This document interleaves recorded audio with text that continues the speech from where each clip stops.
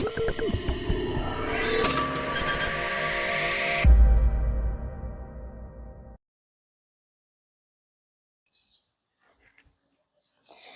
Batu Belah ke Bangkinang Kota, singgah sebentar membeli kue putu. Terimalah salam pembuka kata. Assalamualaikum warahmatullahi wabarakatuh. Hai teman-teman semua. Semoga sehat dan bahagia selalu ya. Dewan juri yang saya hormati, Bapak Ibu guru yang saya sayangi, serta teman-teman hebat semua yang saya cintai. Perkenalkan, nama saya Faizal Asyamuhyi dari SD Muhammadiyah 019 Bangkinang. Kali ini saya akan membawakan cerita yang berjudul Asal Mula Negeri Naga Beralih. Cerita ditulis oleh Putra dari Richard dan kawan-kawan tahun 2007 dalam buku yang berjudul Cerita Rakyat Daerah Riau. Diterbitkan oleh Dinas Kebudayaan dan Pariwisata Provinsi Riau. Teman-teman penasaran dengan ceritanya? Yuk simak bersama. Di sebuah desa hiduplah sepasang suami istri dengan dua orang anaknya yang bernama Adan dan Adin. Meskipun mereka bekerja keras mencari rotan di hutan dan menakik di kebun orang, kehidupan mereka tetaplah miskin. Suatu hari sang ayah jatuh sakit hingga akhirnya meninggal dunia. Tak lama berselang disusul oleh sang ibu yang juga jatuh sakit. Sang ibu berpesan kepada kedua orang anaknya.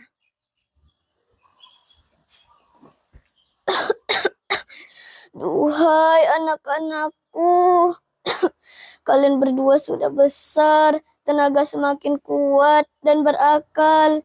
Cobalah bekerja agar tidak canggung, sepeninggalnya emak nanti. Adan, jagalah adikmu. Adin, hormatilah kakakmu. Bertakwalah kalian kepada Allah. Tak lama setelah berwasiat, sang ibu pun akhirnya meninggal dunia. Namun sayangnya, Adan tidak mengindahkan nasihat sang ibu. Ia suka bertindak sendiri dan ia tidak peduli dengan adiknya. Suatu hari saat mereka mencari rotan di hutan, Adan menemukan telur yang sangat besar.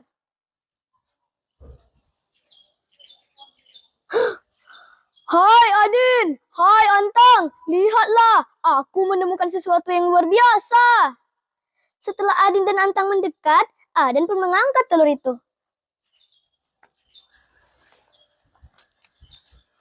Aku dapat telur, kemungkinan ini telur gajah atau telur burung garuda. Mana mungkin gajah bertelur, tukas Antang. Mungkin telur naga, Bang, ujar Adin pula.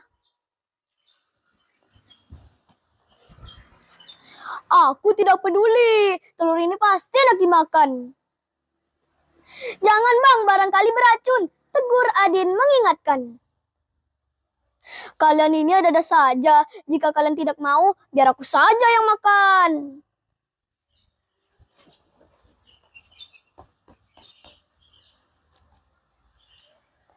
Blek, blek, blek. Blek, blek, blek. Onde mak, luma bono to luko. Ha! Terdengarlah tawa Bak Adan yang sedang melahap telur itu hingga akhirnya ia bersendawa.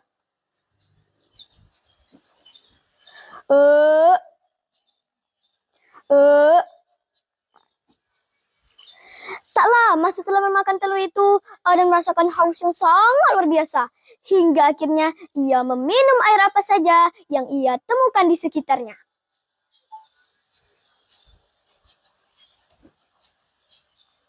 Adin, Antang, tolong carikan aku air. Aku haus. Aku tak tahan lagi dengan hausnya.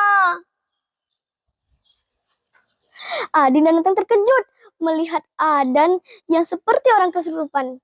Perutnya membesar dan telah biang, seperti hendak meletus.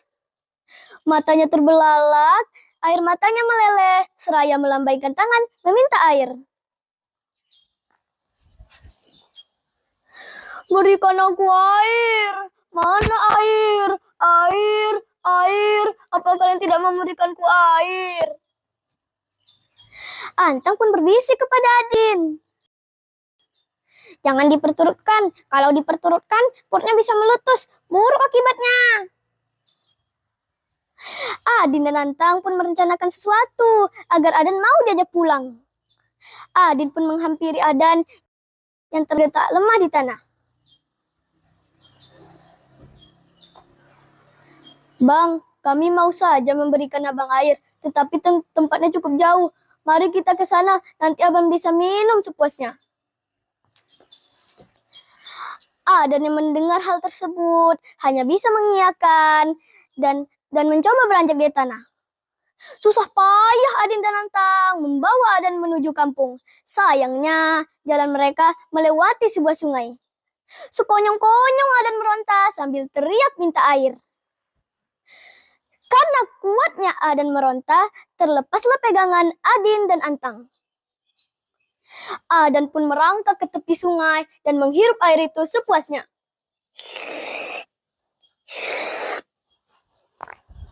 Adin dan Antang merasa khawatir karena tubuh Adan semakin panjang dan seakan-akan tumbuh sisik di kulitnya. Matanya memerah, lidahnya terjulur keluar. Hari kian petang, oleh karena takut kemalaman di jalan, Adin mengajak Adan untuk pulang. Tapi Adan tidak hendak beranjak dari tepi sungai. Adin dan Antang pun berunding. Setelah berunding, Adin memutuskan untuk tetap menjaga abangnya. Sekarang pulanglah engkau, Antang. Aku akan membuat pelantar di tepi sungai, tempat aku berteduh, menjaga abangku. Kalau begitu katamu, baiklah Din, aku pulang duluan, hati-hati ya Din. Kata Antang lalu melangkah menuju kampung. Telah 3 minggu Adin menjaga Adan. Datanglah Antang menyusul. Karena Antang merasa terkejut melihat Adan yang sudah menyerupai seekor naga yang ganas. Akibat kelelahan, Adin pun jatuh sakit dan pulang ke kampung dan beristirahat di rumahnya. Sedangkan Antang tetap menjaga Adan. Adin semakin pulih setelah dirawat oleh saudagar teman almarhum ayahnya.